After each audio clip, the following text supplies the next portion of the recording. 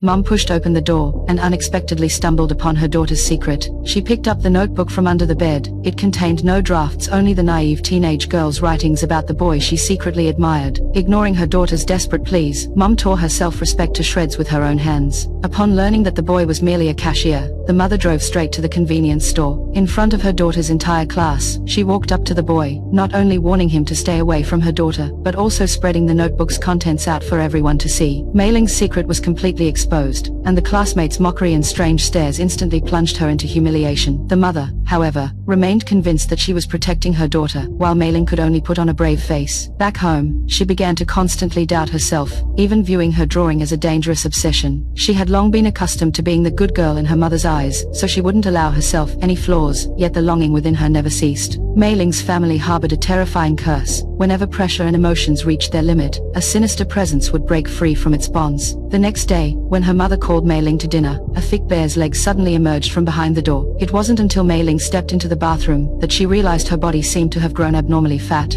Her mother was startled by her screams, and Mei Ling realized this was no illusion. The sensation in her abdomen and the changes in her body felt incredibly real. She was in a panic, but her mother mistakenly thought it was her period. She rushed into the bathroom, grabbed some sanitary products, and comforted her, telling her not to worry. Mei Ling hurried back to her room, hoping a good night's sleep would restore her to normal. Once her emotions settled, she did gradually return to human form, and discovered that, as long as she remained calm, she could control the transformation. But whenever her emotions fluctuated, she would turn back into a red panda. To avoid being treated like a monster, Mei Ling began suppressing her emotions with reason. She no longer got excited when seeing friends, and could even suppress her heart fluttering when faced with the second most handsome boy in the entire school. She managed to hold on until class started, but her desk partner pointed out a figure outside the window. Her mother, worried that Mei Ling might not be prepared for her first period, had come specially to bring her supplies, and was pulling out a sanitary pad right in front of the entire school. The embarrassing scene caused Mei Ling to lose control instantly. Witnessing all this, her mother finally realized the situation had spiraled out of control. Mei Ling fled all the way to the restroom, then climbed out the window to escape the school, desperate to hide at home immediately. Her mother had no choice but to chase after her, but even back in her room, Mei Ling still felt like an outsider. That is, until her father, who had rushed over, spoke up.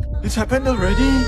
What did you say? It turned out her family had known about all this all along. Her mother went to the ancestral hall, lifted a portrait, opened a secret compartment, and took out an ancient wooden box. Inside was a scroll chronicling the heroic legends of their ancestors. At that time, the world was in turmoil, and wars were raging everywhere. A woman named Sinyi, in order to protect her child, forged a fateful pact with the Red Moon, thereby gaining the power to control emotions. With the power of the Red Panda, she repelled bandits and protected her homeland. This power was passed down through the bloodline to every female descendant of the family. Mei Ling, however, viewed this as a curse. When her emotions spiraled out of control, she even nearly tore the ancestral portrait to shreds. Her mother stopped her just in time, and told her there was still a solution. Having once experienced the Red Panda form herself, she knew that as long as they held a sealing ritual on the next night of the Red Moon, and sealed the Red Panda spirit within a specific vessel, she could return to normal. You only have one chance to banish it, and you cannot fail.